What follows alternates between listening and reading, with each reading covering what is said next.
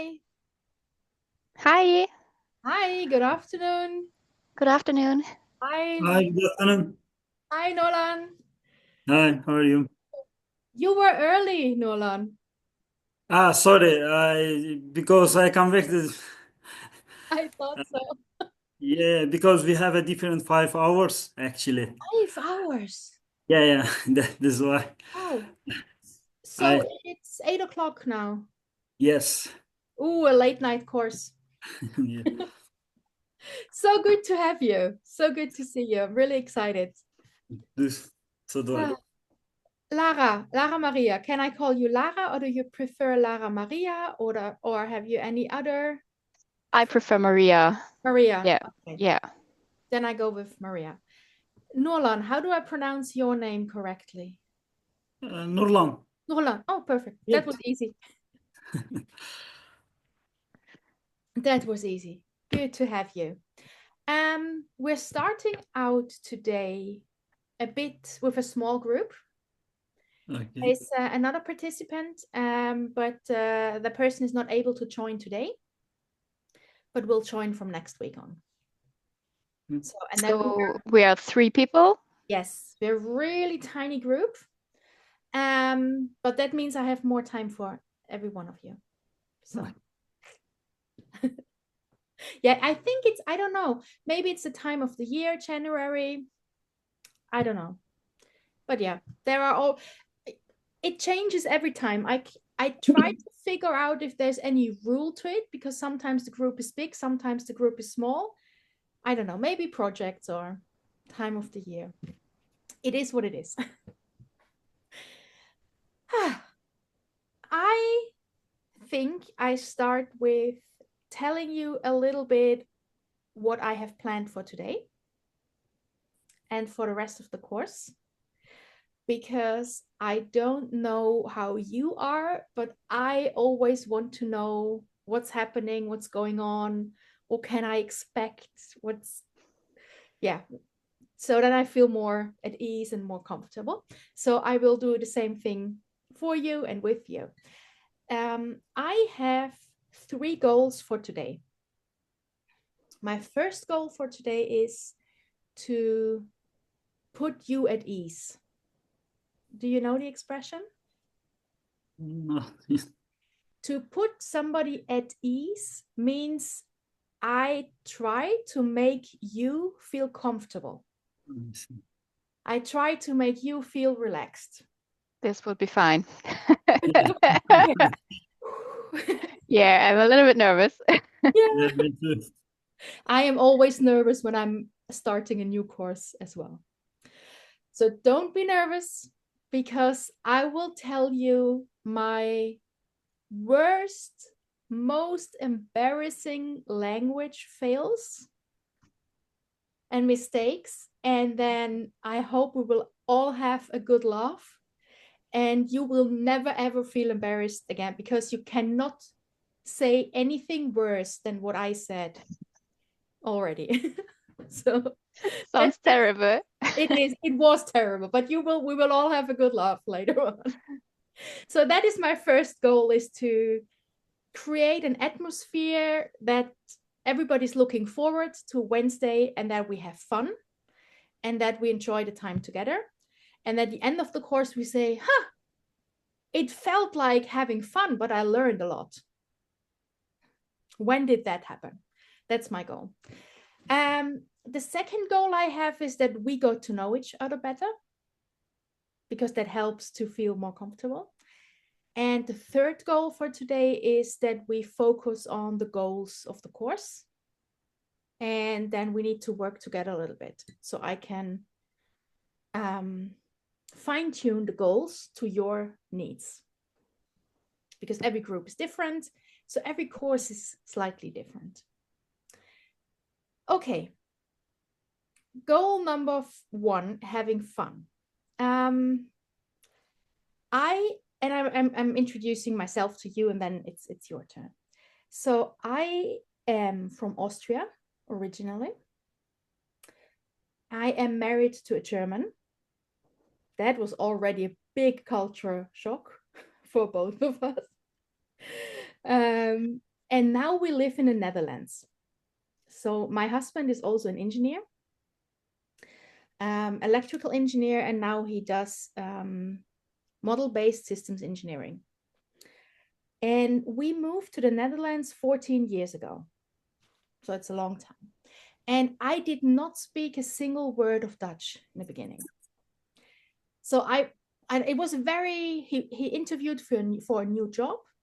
And we thought maybe we have to move inside of Austria, maybe from the west of Austria from Innsbruck to Vienna or something like that. And I called him and said, how was the interview? And he said, oh, it was really good. And I said, where are we moving, to Salzburg or to Vienna? And he said, what do you think about Rotterdam? And I was like, where is Rotterdam exactly? So that was, and then 3 months later, we were here. So I had to learn the language from scratch, from the beginning. And the interesting thing was, I learned it very quickly, because if you know a German dialect and English and you mix it together, you're 70% there with Dutch. So that's easy enough. But that is also very dangerous, because some words have the same sound. You write them identically, but they have a completely different meaning. Here we come with my language fails. So there is the English word cross. Do you know that word, the cross? Yes, yes. In German, it is Kreuz. Mm. Sounds almost a bit similar. And the second meaning of the German word Kreuz, at least in Austria, is your back. So in Austria, we say for back pain, we say Kreuzweh. So it's the cross or your back. And in the Netherlands, I said to a friend, does the word kruis have 2 meanings in Dutch as well? And my friend said, yeah, it has 2 meanings. And I was like, oh, good. That makes it easy. And for years, I told people sometimes when they said, hey, how are you? And in the morning I said, yeah, actually quite well, just a bit of kruispijn, which I thought is kruidswee, like pain is pain, like back pain.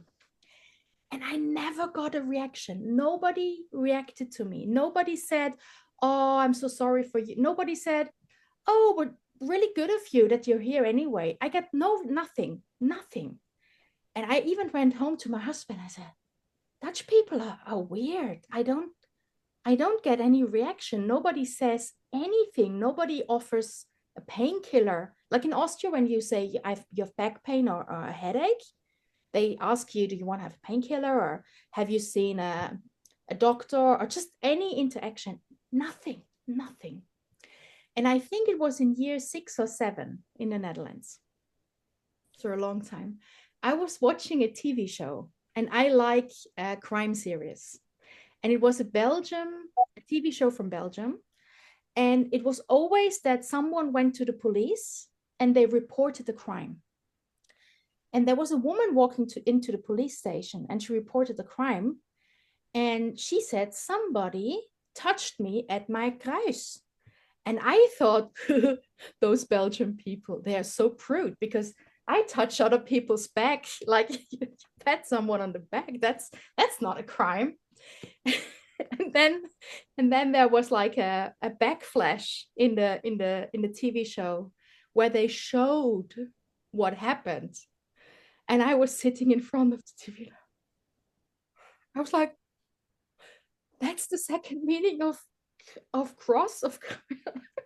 I was home alone. I blushed at a red face, because the second meaning in the Netherlands is your crotch. Do you know the word crotch? Im Schritt. Oh, hard. Yeah. Do you know the word, Nolan? Crotch? Yes, Yeah. yes. So for years, I told people, like, they thought Austrians are crazy, very, very personal information. So, and now I think I can never make a mistake that is worse than that. I have hit the top of embarrassment, and now I don't care anymore. It cannot become any more terrible than that. Yeah, that was my language fail. Whew. So whenever you feel like you're making mistakes and you're feeling embarrassed, just think of me and whatever. It can be worse. It can be worse. Oh, you're laughing, Maria. Yeah, but the others wasn't no, was really polite that they don't say anything to them. Anything. And then I asked my friend and I told her, you heard me say that. Why did you never correct me? And she was like, it was so funny. Sounds like a good friend. That sounds like a good friend. And yeah, in hindsight, that means looking back, I can say they were very polite in just ignoring me. Yeah. That's good. Let me write down that vocabulary for you. And I share my screen with you as well. Oh, here, more. Oh, here, share. Big green button.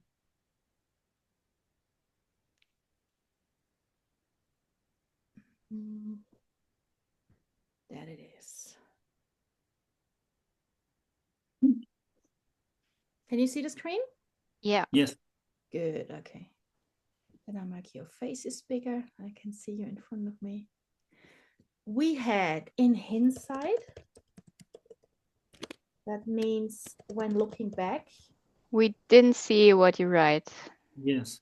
No, you don't. We just see it just your screen. Yeah. With your folders. That's weird. Okay, sorry. Once again, you see all the secret information now. Yeah. I want to share that one. Now we see it. Great. Yeah. Okay. In hindsight means when you're looking back. Rückblickend in German. I don't know it in. What's the language you speak in Azerbaijan, Nolan? Azeri Turkish. Turkish. Yes, Azeri Turkish. It's a Ah, little different from Turkey, but it's same approximately. similar. 85, yes, similar. 80% similar. So it's It like is. German and Austrian German. Yes, something like this. Same, not the same. Yeah. Okay. I want to know more about that. And then a bit later. And then we had in the beginning another word.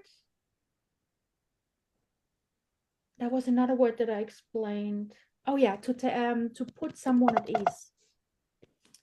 To put someone at ease.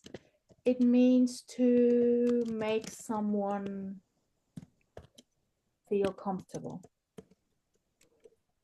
Yeah. Those two words we had. Yes, so that was my original story about saying embarrassing stuff. A little bit about myself. So I already told you I'm from Austria. In Austria, I became a civil engineer. I worked as a civil engineer in Austria for 11 years, 12, 11 and a half, 12 years.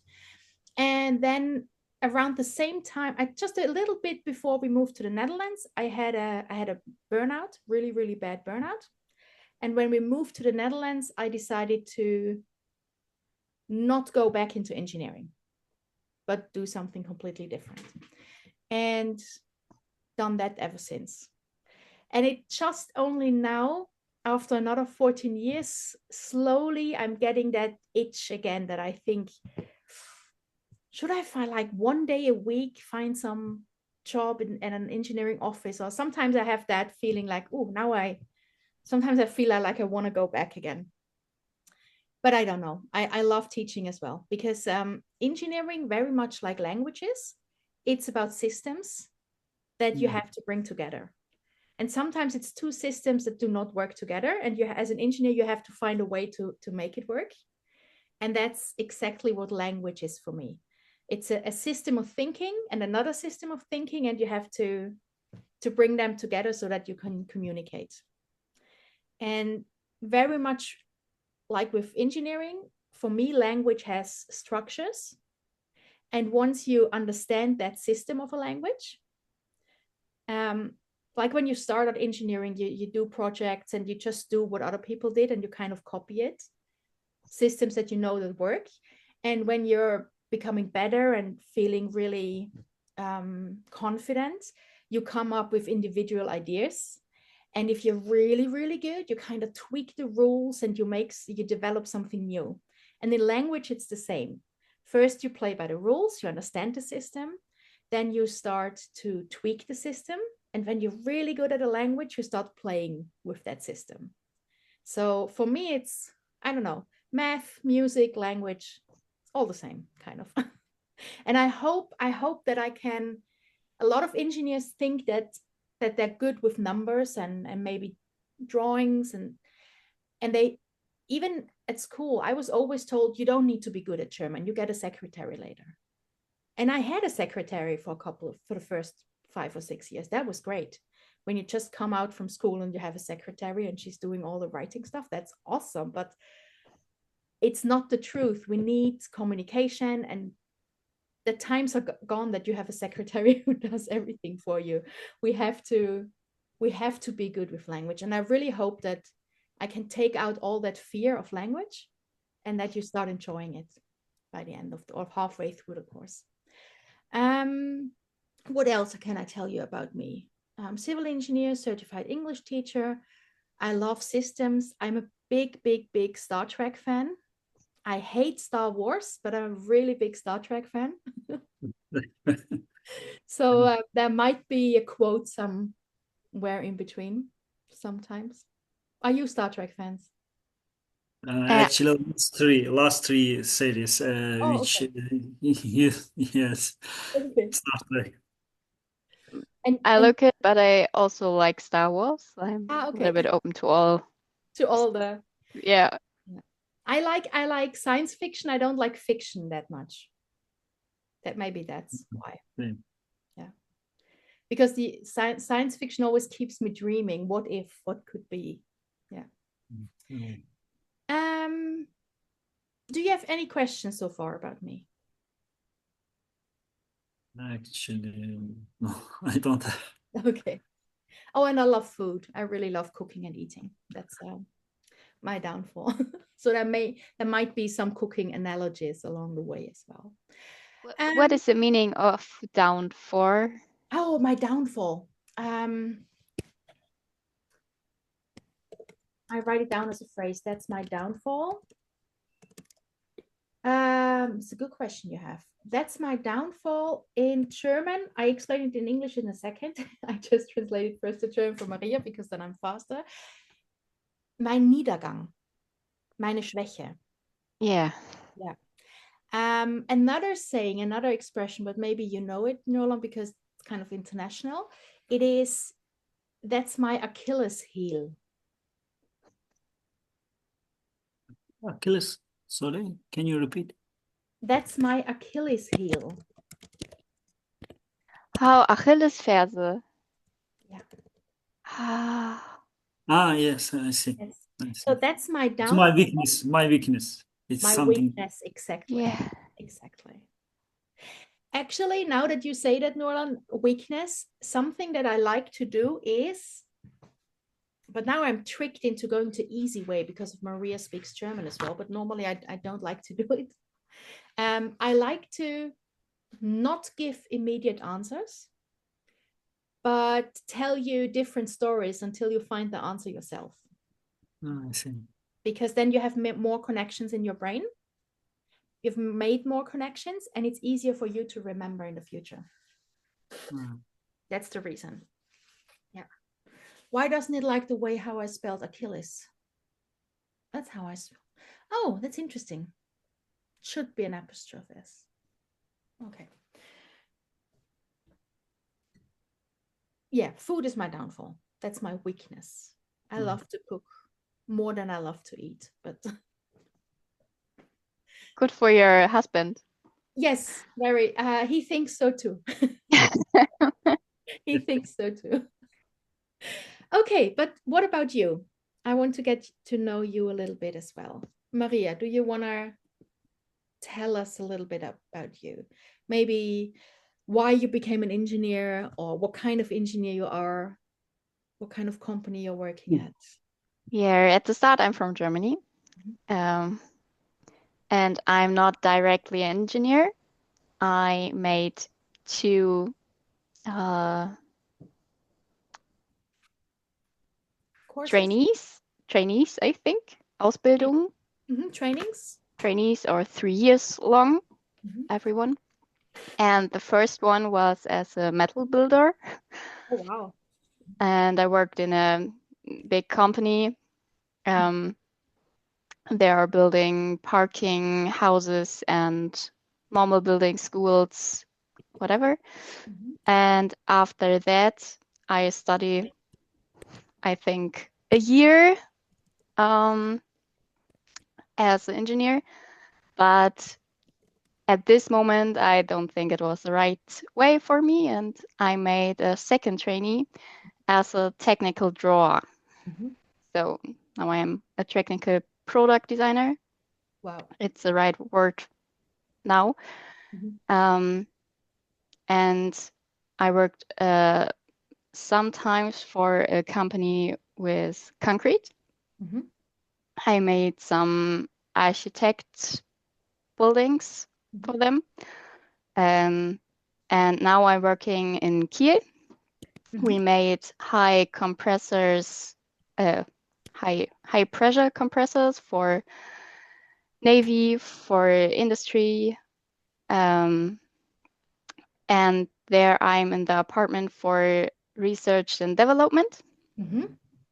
And now I'm a big point for, or a stakeholder for global CID and PDM, because we are a really big group and we want one program, one system for all our groups. And yeah, so we had now benchmarks and do it all in English because some people from the US are coming. And yes. Exciting. Yeah. So you are a trained metal builder. Yeah. That is really cool. Yeah. And have you already finished your education as a drawer? Yeah, for I think 5 years, 4 years. So you have completely finished 2 separate educations. Yeah. Wow. I made it a little bit shorter the second because I had one. So I do it in 2.5 years. Normal is 3.5 years. Yeah, but I changed a little bit the companies. And now I'm feeling really comfortable. Yeah. And I'm 1.5 year there. Yes. Let me just write it down how you have an easier way to pronounce that difficult word, comfortable, because it's not pronounced as you write it. I write it down in square brackets. That is how you mostly write, not the spelling, but the pronunciation. It's always between square brackets.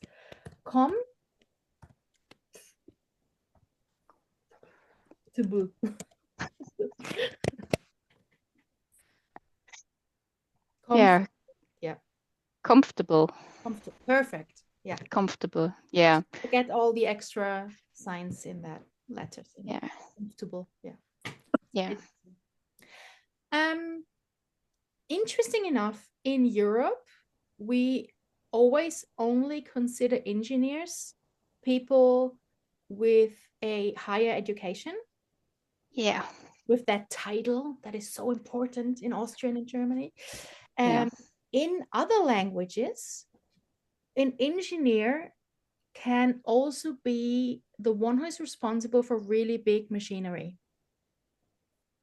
And as I promised you, I like Star Trek. If you think of Star Trek, there's always the chief engineer. That's always the one guy who was responsible for the warp drive. Definitely. Yeah. And definitely an engineer in my eyes, in my opinion, because the word engineer comes from originally from Latin, but it's via the French root, it came into English, and it comes from the same word as genius. Okay. So I think you're quite genius for finishing those two educations. Thanks. In my eyes, you're an engineer. Perfect. Good. So I can tell a little bit what I do at home. I had a 3D printer, and I like a little bit more fictional. So I like Harry Potter. Oh yeah. So stuff, yeah. And yes, my partner has a yeah, a system for driving race cars Nice. at home. I didn't know the word exactly now. And we printed some stuff for upgraded it. And yeah, I like this also to make some new stuff, but I can't do it the whole time in the company, so we make it at home. At home. So you like the nerdy and geeky stuff as well. Yeah. Yeah, me too. That's nice. Nolan, what about you? What kind of engineer are you? What do you do for work? Why do you do it? Okay. You love it. First of all, I would like to introduce myself. I am approximately 40 years old. I'm from Azerbaijan, from Baku especially, but currently I live in Bishkek because of my job. It is Kyrgyzstan, Central Asia. Central Asia. I graduated architecture in construction university. My major is mechanical engineer, and also approximately I have a 17 years experience on engineering. In Wow. engineering, yes. For first 4 years, I worked in military industry as a mechanical engineer. Then I turned my specialization to hospitality sector. And at the moment, I'm working as a chief engineer in the Bishkek Novotel. And how to say, my hobbies, or as you say, I like to also Star Trek, but especially my favorite films is, and one of the favorite films is Hobbit. Ah, Yeah. yes. Yeah, Hobbit. Not yes, Hobbit three series, and something I liked walking and running, something like this. And last 3 years, I more traveled and realized I have a big problem with the explanation in English, because it's English is most common language between the communication. And sometimes when we pre-opening the hotels or another or explanation equipment, I realized I have a big problem with the explanation, easy explanation to the people. Because, for example, in the Kyrgyzstan, in Kazakhstan, I faced this problem, and I decided to join your course and learn technical English. And so you're from Azerbaijan, but now you live in Kyrgyzstan, so even more Yes, to the east. yes, this is east. It is near the border with the China. Yeah. Ooh. Is the food already kind of Chinese there? Sorry? Is the food already influenced by the Chinese kitchen? Yes, yes. Interesting. I don't think I have ever had Kyrgyzstanian food. Okay, back to you. What do you work now in Kyrgyzstan? I didn't hear that properly. Did you say you I am a chief engineer here. I'm and chief engineer and prepared some hotels for pre-opening. ah And okay, hotels. I heard Yes. hospitals the first time. Me too. Yeah, hotels. Okay. Okay. So is it old hotels that are refurbished or renovated, or Not new hotels new actually. ones? Okay. New build, yes, new built, and we prepared for preparing Okay. for exploitation. Interesting. So what are your responsibilities in that job? Actually, for all technical issues, electrical for map engineering, actually mechanical, electrical, and piping, and some decoration and landscape, and another thing, for example, elevator systems, firefighting systems, and also chiller systems, HVAC, and maybe I forgot something else, but there are many things. Interesting. So that sounds exciting because it's never boring. Every day is different, and you can. Yeah, every day is different. Every day is there are many problems and so Yeah, and you can dabble. That's another word I'm going to write. It's not important, but you can yeah. experience and dabble in a lot of different branches of engineering. Take Yes. one day. Yeah. In the working in the hospitality sector, hospitality sector Oh, this yeah. year, hospitality sector, I gain electrical certificate and HVAC certificate because I need it. And that is why I have some information and also experience. And work day by day, you learn about another equipment and how they solving. Yeah, interesting. Interesting. I just wrote something down which may make it more easy in the future for you. Is it big enough actually, or do I need to make it bigger? A bit bigger. Hospital, the pronunciation is on the O, Oh, hospital. And with hospitality sector, it's on the A. yeah, hospitality. Yeah. So if you say hospital, it's where the sick people are Yes. and the doctors. And hospitality with the A, it's where the rich people on vacation are. Yes, on vacation. Yeah. So hospitality, Hospitality. no, hospitality, Hospitality. almost. I give you, it looks stupid, but try it. Hospitality. Now put your arms in the air with the A. Only with the A. Hospitality. Hospitality. Hospitality. Hospitality. Leave them that hospitality. Only with the A. Hospitality. Yes, now you have it. Hospitality. Yes. The funny thing is when you put your arms up, you immediately pronounce that letter. Hospitality. Don't do it in public, but when you're home, Yeah, of course, of course. I've done an English course. So yeah, hospital and hospitality. Then people, yeah, then you won't mix it up. That sounds really interesting. And it sounds like long working hours. Yes. Yes. Because you have deadlines to keep. Yeah, of course. Yeah. What language do they speak in Kyrgyzstan? Russian? Yes, this is Russian. Common language is Russian, but also speaking is parallel. How to say they speak the parallel, but most of it's Russian. Russian. What is parallel? I mean, parallel? Or is it a Parallel. language that I never heard of? Parallel. This something goes near to something. It's close to or similar. Close. No, it's not close to, but it is same time you use Russian and English. Oh, yeah. Then you just say it's both languages are spoken. Yes, but They are interchangeable, but it's not interchange. really interchangeable. Yeah.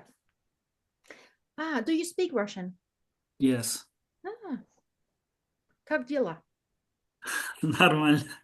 Нормально. Хорошо. Только чуть-чуть говорю по-русски. I only speak a tiny bit of Russian. Because back in Austria, when I was an engineer, I thought, oh, that's boring, only engineering. So I went to university and started studying Russian. Right. Yeah. And Makes sense. makes sense, of course, why not? Yeah. And Yeah. and then actually that was one of the first moments when I thought I could maybe sometime mix those loves for engineering and language, because we got a project, like the company I worked for, we got a project in Belarus. Yeah. And I had to translate some folders from our company from German into English and into Russian. Right. And I like that a lot. Yeah. I like that. And I like the language a lot. Russian is actually, if you, the most difficult thing about Russian is if you, the letters. And if you have the letters down, the rest is just logic, communistic logic. There are no exceptions to the rule, almost. It's just a very logical language. I like it. I liked it. I forgot everything about it, but I liked it. Yeah.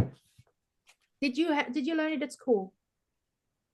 Actually, I was born in Kazakhstan, and I got my first school degree and in Russian. Then so post-Soviet destroyed, and we returned back to Azerbaijan and changed to Azeri. So you grew up with two languages. Yes. Nice. I also grew up with two languages. I grew up with Austrian German and with German German. Okay, let me have a look at my notes. What else do I want? Oh yeah. Have you ever taken another English course before? Yes, of course, because as you know, it's English language.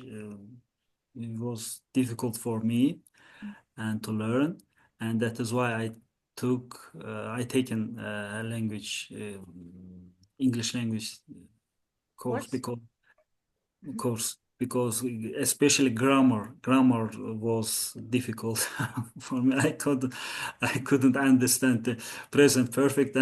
Oh yeah. Yeah, something like this. It was so difficult for me. Approximately, it took 1 year or maybe 2 years to learn this grammar. I have to admit, I was really bad at school in English. I was really, when I was 12, 13 years old, we had it at school. I was horrible. I didn't understand it. Then when I was 20, I was pretty good at English, but because I used it, I started watching English films and reading English books and starting having friends who spoke English. And then later, when I did my degree to become a teacher, that was the first time I finally understood the present perfect. Yeah. It never made sense to me in a way that English teachers explained it to me, until the time I had to sit down and I had to figure it out for my teacher's exams. When I thought, now it makes sense. Now it's logical, because I had to dig through it myself. And we come to that grammar in module 3. So we will talk about, and I hope that my way of explaining will give you the same light bulb experience that I had like one day before my exam. I hope so. Yeah. It's, yeah. Okay, so you took an English course as a grown-up. Oh, right. Yes, Yeah. approximately I have started to learning English since 2010 actually. Oh, not that long. Yes, because in Azerbaijan, in English language, it wasn't a very popular. After the, yeah, I don't know, after the 2005, 2006, it became the famous, and everyone started to uses that in English language, and also many companies come after 2005, and language it started to be needed to everyone actually. That is why in 2010 I started to learning English. An increasing need. Do you know the word increase? Yes. Yeah. Dringen? Aufsteigend. It's getting more. Something is getting more. Is increase is getting up or getting more, and decrease is something is going down. Down. Yeah, a less necessary decrease. Yeah. And you need those two words. We will talk about that in module 4 when you're giving presentations and you're showing some graphs. Those words you need, because sometimes you show something that is increasing or decreasing, but that will come later. Have you taken another English course after school, someone, Maria? Yeah, last summer. Also, before I explain for Nolan, because I think you know it, Olivia, but in German you can get some more holiday when you do some courses in this time. So I was last year on Malta. Oh, nice. And learned a little bit English and became the days extra on my holiday. Nice. Yeah, and make a little bit holiday after that. And Smart solution. yeah. And after that, I was every week in a course from our university, and was in a course every Monday evening and talk a little bit. And yes, and Thursdays I went to a group. They are older than 60, I think. And we are talking a little bit in English. Yes. And from my work, from my company, I had 1 hour every Monday to talk a little bit in a group. Also good. Also in English, yeah. And I recognize that when I don't talk, it's getting decrease really fast. Decreases really fast, yes. Yeah, and in the school time, I didn't get it. Never. I was so bad, and it's beginning with this. You had a word, you had the translation, and you must write it down. I didn't get it. Yeah, I didn't get it, and then I was so lost, and then we make the grammar part, and I was out of my head with my head. Yeah, yes, and now I will learn it and practice it, and I will use it. Yes, yeah. That's good. And those other courses you did, were they with other engineers or with other technicians together? No, mixed groups. Mixed groups. Yeah, in the company, we had some from the garage. We had some from my apartment, a technical drawer. Yeah, we are all mixed, but it's a mother language teacher. But speaker, yeah. Yeah, but the only thing what we do is talking. It's fine, but I had a big black hole in the grammar thematic Yeah. that it's don't help me to be comfortable in this language. In expressing yourself, yeah. Yeah. Yeah, so actually the reason why I do a lot of talking today is so I can hear where your gaps are in your knowledge, where your big black holes are, and then I can focus on that in the next lessons as well. Yeah, but that's what I experienced at school as well. There were like a whole class with 30 people, and the teacher explained something, and it didn't click for me. And then we were already at the exercises, at reading exercises, and I still wanted to understand the foundation. Yeah. Yeah.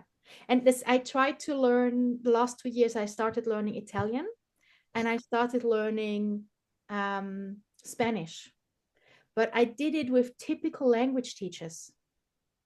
Lovely people, But I quit. I didn't understand it because it was the same way I was taught English at school. Yeah. And it didn't click for me. And I thought about that when I started working. Oh, I didn't tell you why I work with engineers, but that's another story. So when I started working with engineers, when I became an English teacher, I was working with everybody, with children, with lawyers, with logistic experts, with just everybody who wanted to learn English. And then I had my first engineer as a client 6 years ago.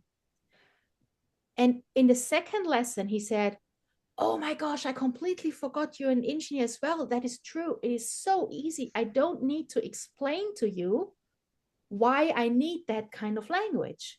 You know that I have to write a report differently than people write for their vacation or for fun. And then I thought, oh, maybe there's something, maybe that's why I have such a click with that client, because he said, I didn't realize it, but he said, you're explaining stuff different, just from a different angle. And I like, my brain sometimes works like an Excel sheet. And then I was like, oh yeah, that's it. So I always go, oh, down, there's the solution. And for me, with grammar, it's very much the same sometimes. It's very structured. And if you see that structure once, you recognize it everywhere. Yeah. So we're not, yeah, what you said, use it or lose it. You have to use English to keep going. But if you have that big black hole, there's nothing that you can use, and you repeat making the same mistakes as well. Yes. This is the biggest problem. By the way, apartment is where you live and department is where you work. Oh. Sorry. Yeah. No, don't say sorry. The only time when I want to hear sorry is when you don't say anything at all. Never say sorry for learning a language other people are too lazy to learn. Because all those Americans and English people don't learn German or Turkish or Russian. So no need to say sorry. That's a tiny difference. And everybody will understand what you mean. Oh, and then we have another one. We have a compartment.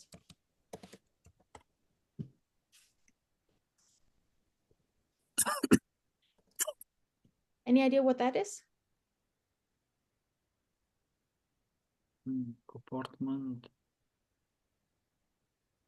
That's in the train. Train? In the train, you have those tiny rooms with 6 seats. Yeah. Yes. Apartment. Yes. Apartment. Yes. Yeah. Apartment, department, compartment. Yeah. Especially this word uses the submarine, especially submarine and ship. Yeah. Something. Also compartments, yeah. And compartments sometimes are just different parts. It's a compartment is a part of a bigger structure that you can close. So in submarines, you have different compartments that you completely close down so that water is not going through. Yeah. What are upcoming challenges in your jobs? I know from Maria a little bit. In about 10 weeks, your upcoming challenge. You forgot about it. No. You have that English. Yeah. We had, sorry, my brain said, wow. Yeah, we had the first benchmarks in, I think, 8 weeks. Mm-hmm. And there are the first big meetings we had in English with people from, or with other worker from the US. And there's really much as I know yet, it's really much information in short time. And we do it 6 days in a row. And wait, the meeting is 6 days in a row? Yeah, we had 3 teams of CAD and PDM. And one day is the CAD part, the second day is the PDM part, and this 3 times in a row. Okay. So the first week 4 days and the second week 2 days. Yes, and I'm a little bit insecure about this, and had a little bit the fear that I didn't understand, or I can't say, oh, we had this or this problem because I'm too insecure. And yeah. Big thing coming up, big challenge coming up. Yeah. Yeah. And after that, it's getting more and more because we had this big topic and it's increase. It's increasing, yeah. Yeah. Yeah, it's increasing. Interesting. What's the big challenge coming up for you, Norlan? I think it will be after the course. I think it will be easy to explanation because you know the English, technical English, and I have experience. And same time you have experience, and you can learn me something, and I can use in my career. In the career, in the explanation for to someone, to team, the engineering team, something like this. And what is there any big thing in the near future, any big project or big meeting coming up for you? Actually, it's the end of this year. I am waiting for career promotion, and maybe I will be how to say director, group director engineering, and it's Wow. and and maybe it's region. I will control some regional, for example, Kazakhstan, Kyrgyzstan, and Uzbekistan, and hotel systems, and that is why it will be how to useful for me. Definitely. Wow. We are in the presence of greatness, Maria. Yes. Just before I forget it, can you pronounce those two words for me? Career and career. It's similar to hospital and hospitality. A carrier is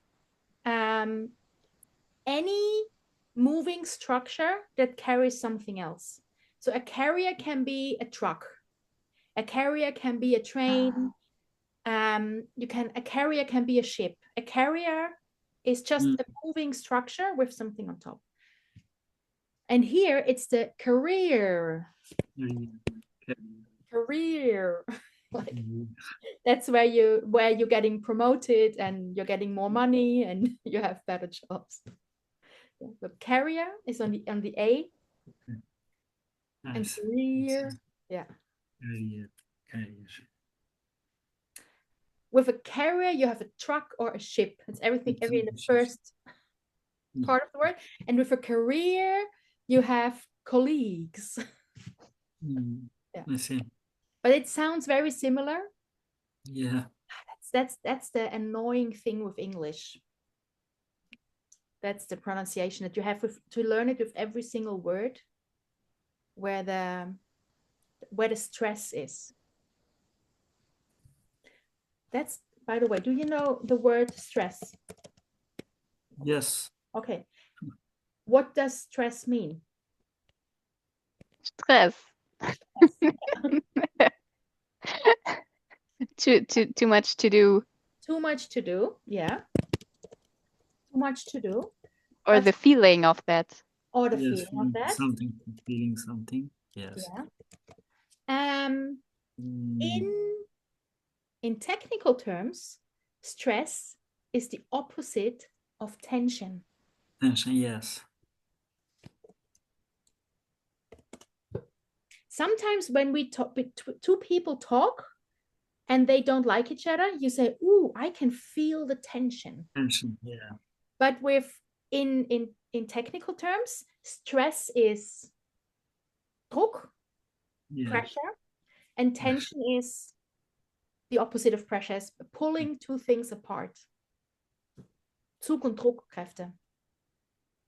In German, sorry. I'm getting lazy and just translate for Maria. Yeah. Sorry. Stress and tension. No, it's my fault that I'm doing that. And in linguistics, the stress is where you pronounce a letter. So The A in carrier is the stress. There's the stress. Where do you put the stress? So you know that in the future when I talk about stress, it's always about the words, not about the feeling I give you. Good. Next question for today. Do you know what a goal is? Goals? Yeah, what is a goal? This is arm, something which you're planning to future, and you go to. Yeah. And in football? In football, I am not good at that football. And also, I don't like football. That is why I don't think so. First of all, about the football. You just said, what did you say? A goal? You said it is. What was your definition? How to explain? Yeah. What did you just say?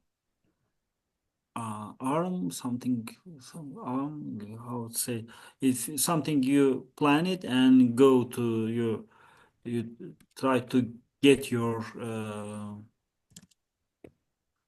work And towards. trying to get to, working towards. Yeah.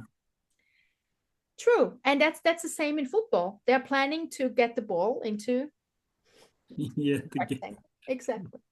Do you also know what an aim is? Aim, yes. It is approximately similar. It is similar. Approximately the same. So I don't know how it's in Turkish and in Russian, I forgot. But in German, we only have one word for the word goal.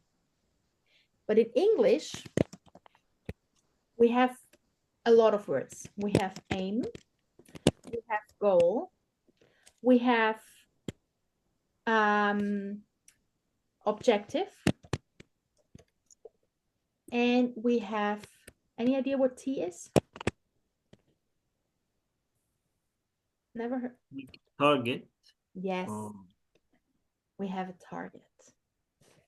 And I want to talk about those 4 words a little bit because it's important how we move on in the course as well. So any idea what the difference is?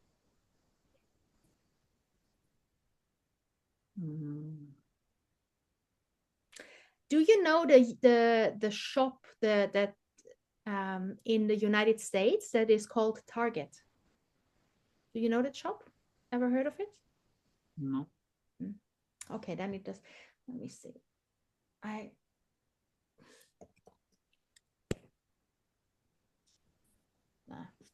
And Target has that logo. Can you see? They just have everything. They have just, it's just a huge supermarket, but it's called Target, and that is their logo. Do you see it up there? Yeah. So what could that be? If we like when you play make a bow target. Or you shoot. Yeah. Exactly. That's a target. What about aim or objective?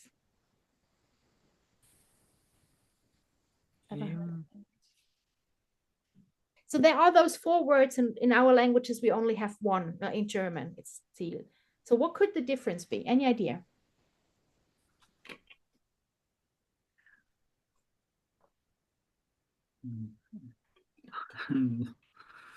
Or have you heard the words?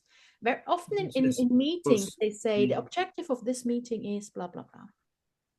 I only know goal and target, and had target a little bit more for really a task in my head. So we had a task and we had a target, and goal is more when you're running a race or in my head. I didn't know it's right or not. But the other words I didn't know. That's aim good. and goal, and or maybe it's informal using for the same. That would make it easy, but unfortunately it is not. No. I'm sorry. So okay, let's let me explain it to you. So an aim is the purpose or a desired outcome. Do you know the word purpose? Purpose, it is meaning something. The reason? No, it's not reason.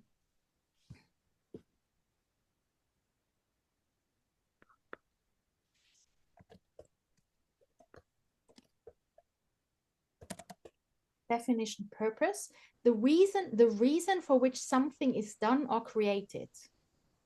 The reason you have to do something. So it's about a desire. Do you know the word desire? Desire, yes. Yeah, desire is when you wish for something. Yeah. You have really a deep desire. Oh, people have a desire to survive and not to die.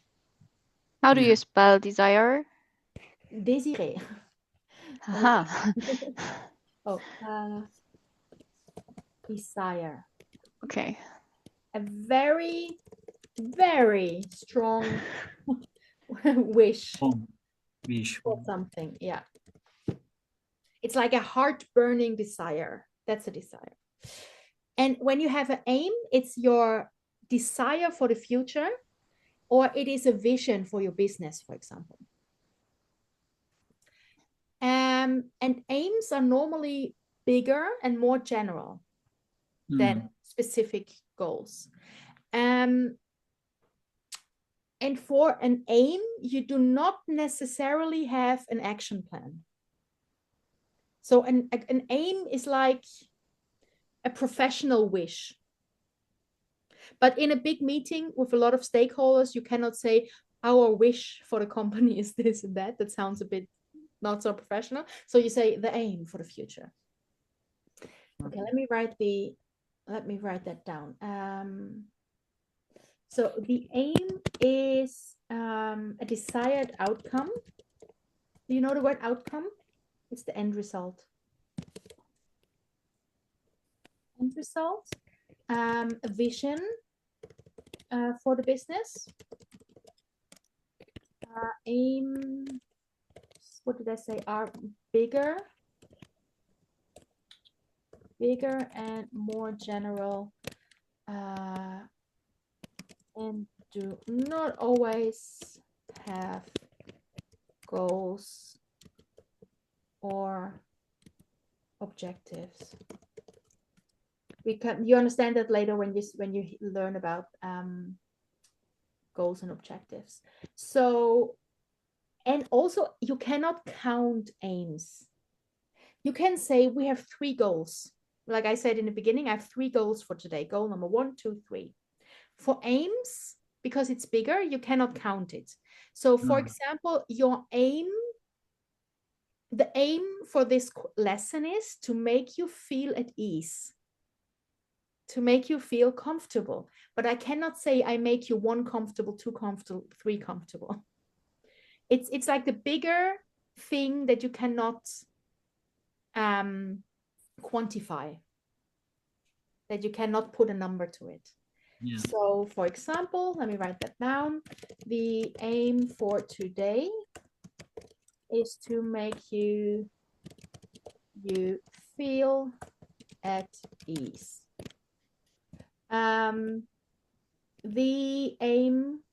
Your aim for the course is to feel more confident speaking English. But you cannot measure confidence. So that's why it's an aim. Okay, what's a goal? If aim is so super big and average, what could a goal be?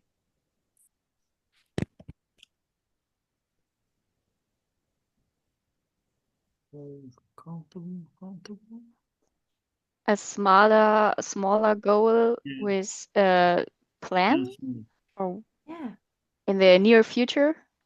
Yes. So it's when I started the lesson, I said I have 3 goals for today. So it's a specific statement of intent. Do you know the word intent?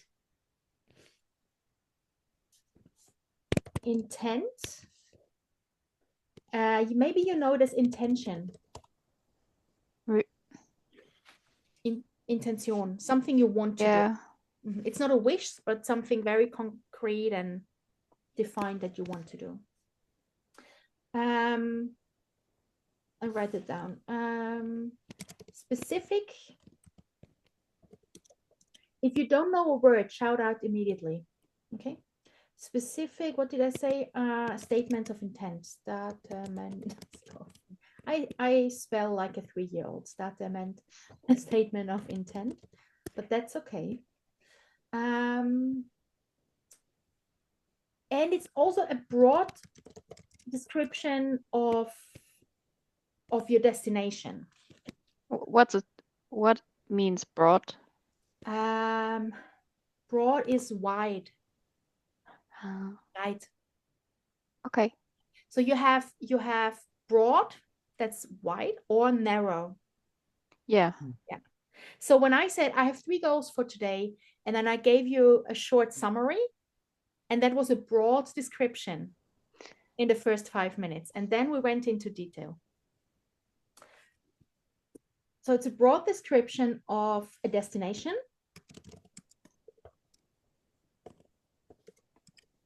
But not an outline with separate steps yet.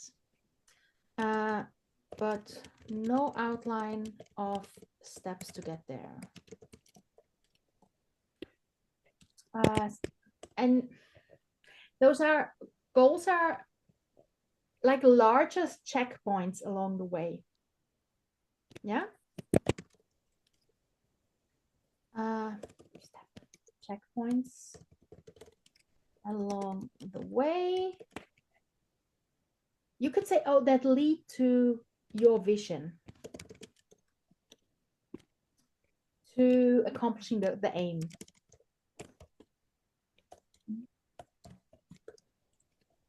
Do you know the word to accomplish? No. It's very fancy schmancy to get something done. Yeah.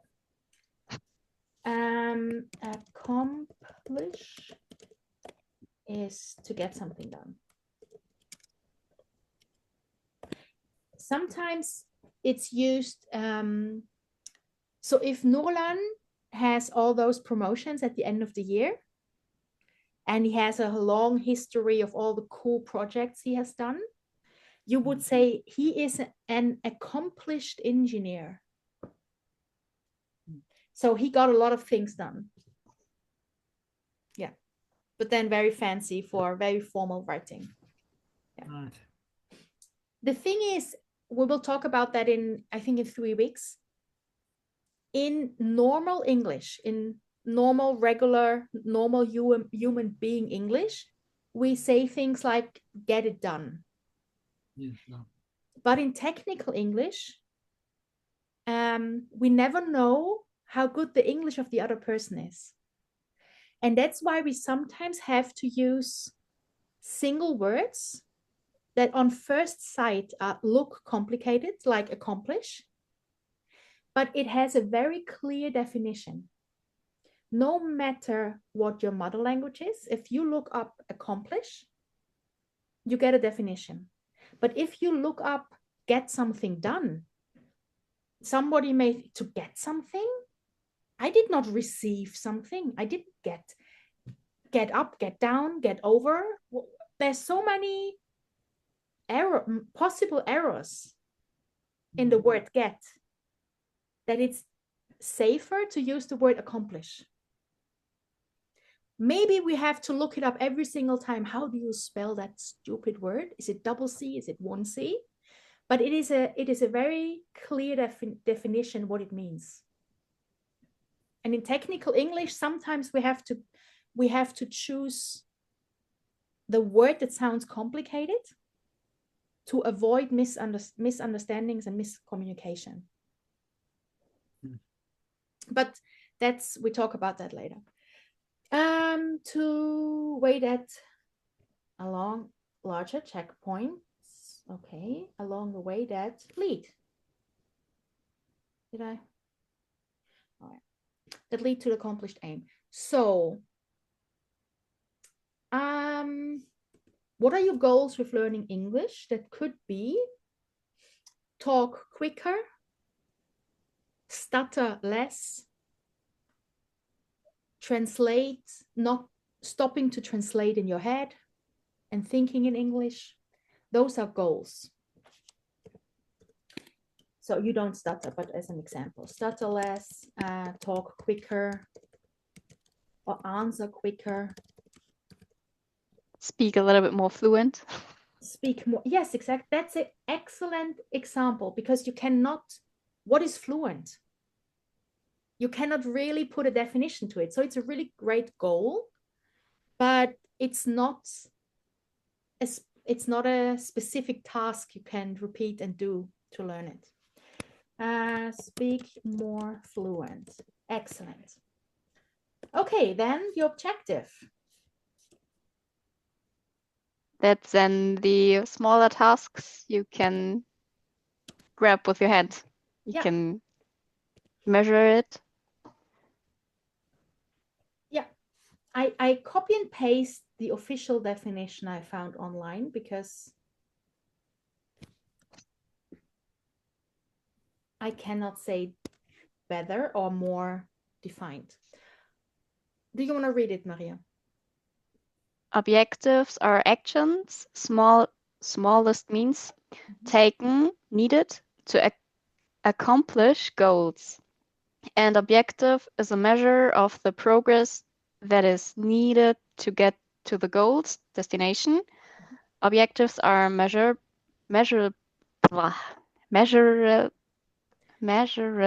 Add half of the letters at the end. Like comfortable? Measurable? No. Measurable. Measurable. Yes. Measurable and can be multiple for each goal. Multiple? Multiplied sign can be multiplied for each goal. Yeah. Multiplied for each goal. Okay, so those are actions that you take to get to your goal. Those are the smallest possible steps that you need to take to get to your goal. You can measure it. It's very important. And you can multiply it, so you can repeat it. In this case. Okay, what could that be? A measurable goal with learning English. What could be a measurable goal for you guys? For example, once again, Nolan, I didn't hear you. Maybe learning grammar, speaking, writing, something like this. Yeah, but how do you measure that? Measure. Or writing. Maybe learning vocabulary, for example, 100 words. Very, very ambitious. Yeah, I would say like learn 10 new words a week. Or writing email in a faster time. Yeah, under an hour. Exactly. Writing emails in under 1 hour.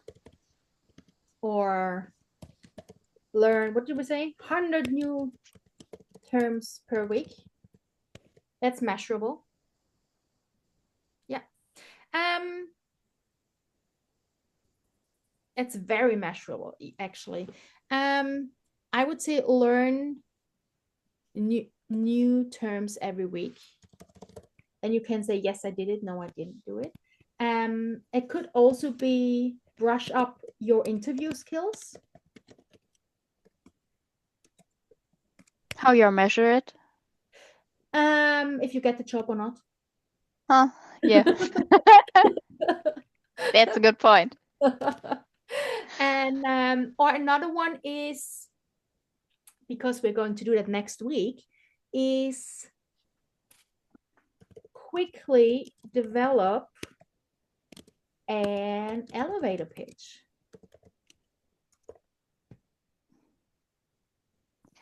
We're going to work on that next week. That's a really good objective. I know the word elevator, but I didn't know what's an elevator pitch is. Ooh, do you know the word, Nurlan? No, Great. elevator pitch. Imagine you are in one of Nurlan's hotels and you're in the elevator. And how long does an elevator ride take? 30 seconds? A minute? Yes. Depends how big the building is. Okay. So maybe in Nurlan's hotel, it's 30 seconds. Maybe in the Burj Khalifa in Dubai, it's 1.5 minutes. Okay. Imagine you get into the elevator at the ground floor and you meet the owner of that huge company you want to work for. And now you have 30 seconds to tell that person why you are the perfect candidate, why he should choose you to work for his company, or maybe you want to sell a product, or maybe you want to present something that that person can invest. It's okay when I'm sick next week. No. So it's Maria, it's actually, there's a system behind it. And once you know the system, it's easy. Okay. Yeah, because then it's repeatable. If you know the system, you can repeat it. So we do that next week. Yeah. Quickly develop an elevator pitch. Okay, so but then we still have the target. What is that now? And not measure objective. No, it's it gets even more into the details. That is now the exact result that you want to have. The exact result. Because writing emails in under 1 hour, that can mean everything between 2 minutes and 57 minutes. So a target is the exact result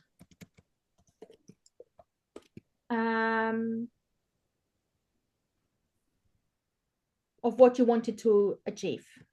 The exact result you wanted to, do you know the word achieve? But I can't explain it. No, I know it from computer games. You had an achievement, you had a win, you have reached something. Yes. To achieve something, well, let me write that as a verb, because to accomplish and to achieve, to get to the point you plan to reach. So when you, let me think about it. When you finished your education, you achieved something. You got to the point where you wanted to be. When you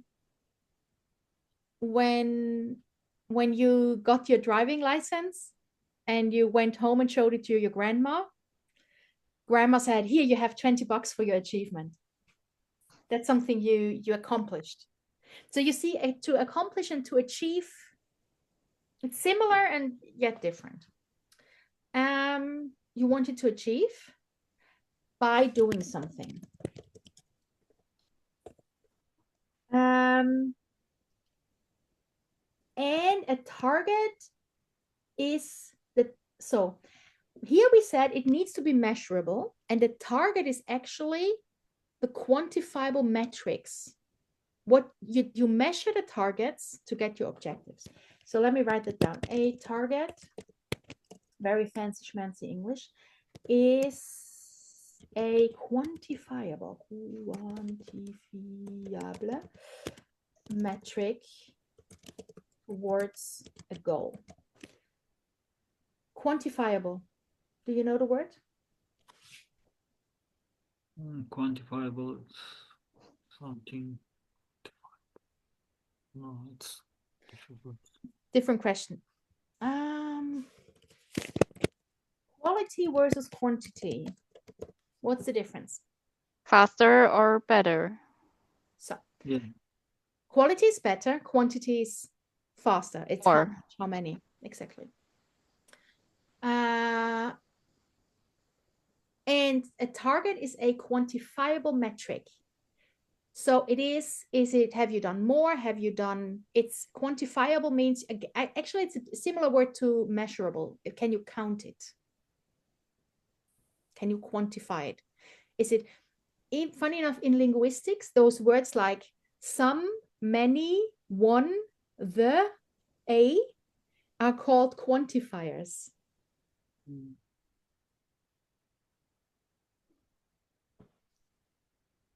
Because you tell someone the quantity. Is it one glass of water? Or is it many glasses of water?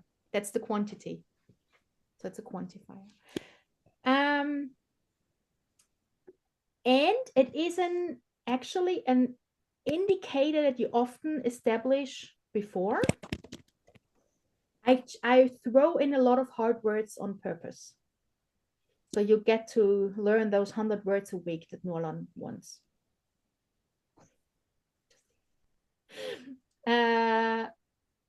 What did I just say? I'm so good in forgetting my own thoughts. An indicator. An indicator that you established, not a nice word, to Yeah, I would ask. How successful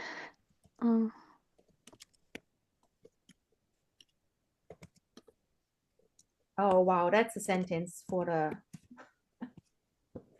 What is an indicator? Something show to something. Yes. Even if you're driving in the car and you want to say if you're going left or right, that the thing you flip, that's the indicator, the blinker. Yeah, it's the indicator. Established, that's a really difficult sentence. Let's make that easier. An indicator, it's the thing that shows that you reached the goals you had in the beginning.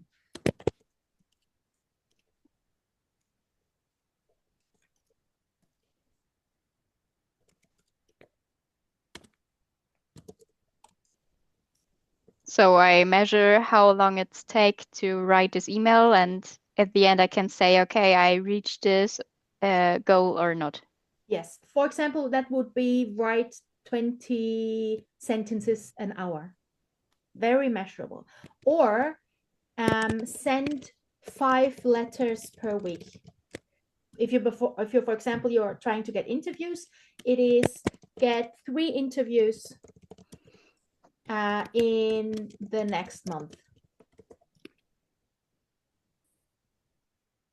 Increase my salary by 20%. Very, very measurable. What was salary? Maria, I'm so happy you asked. That is really, it's good that you asked. Salary, it's nothing to do with salad. It is the money you earn. Yeah.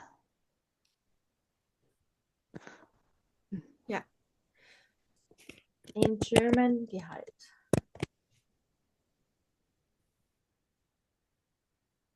No, I delete that because otherwise Nurlan gets confused. It's okay. Yeah. Yeah, the money you earn. Do you have any idea why 5 and 3 and 1, why it's always underlined in red? Because of quantity.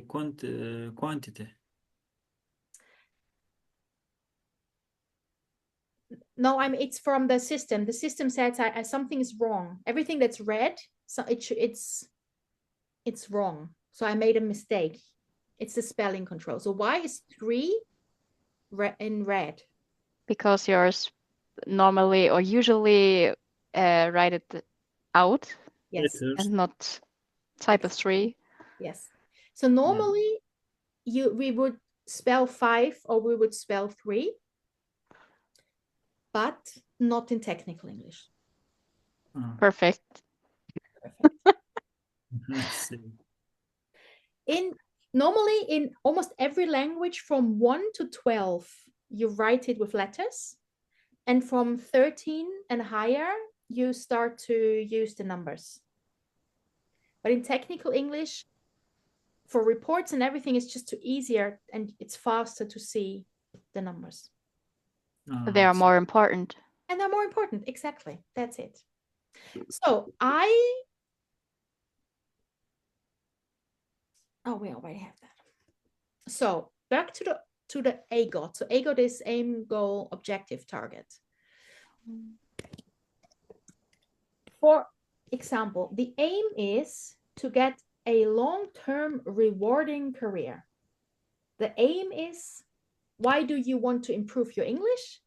Because you want to have a career in engineering, in tech. That's the aim.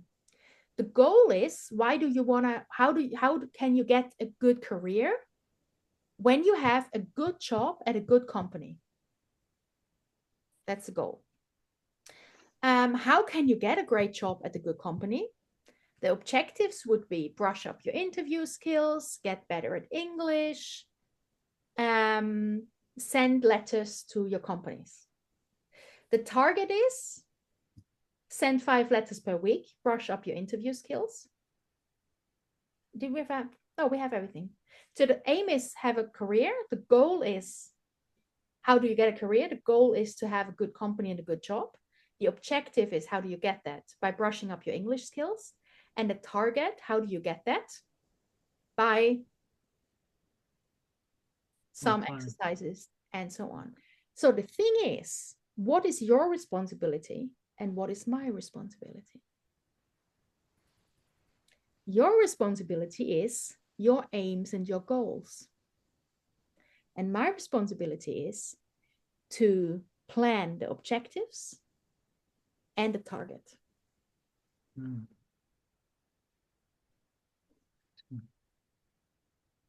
So that's how we split the work. You know where you want to go, and I plan the route.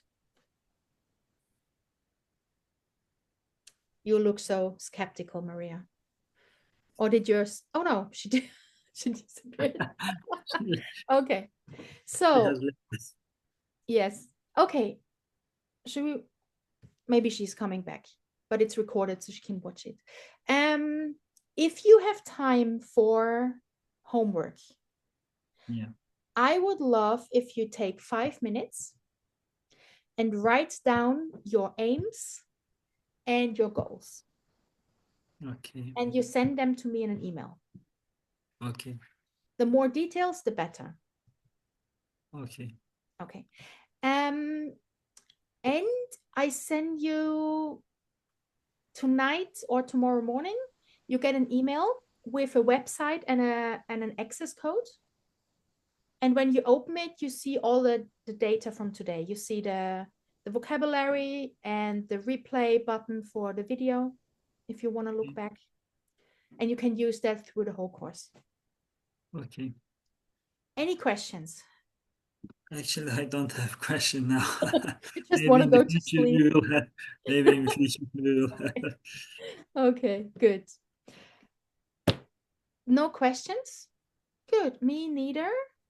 And next week, we start with the elevator pitch and the system behind that.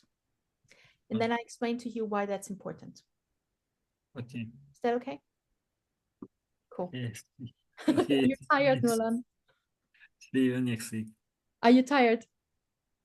Not yet. Okay, good. Good. Hey, see you next week. Have a great night. Okay. Bye. Mm-hmm.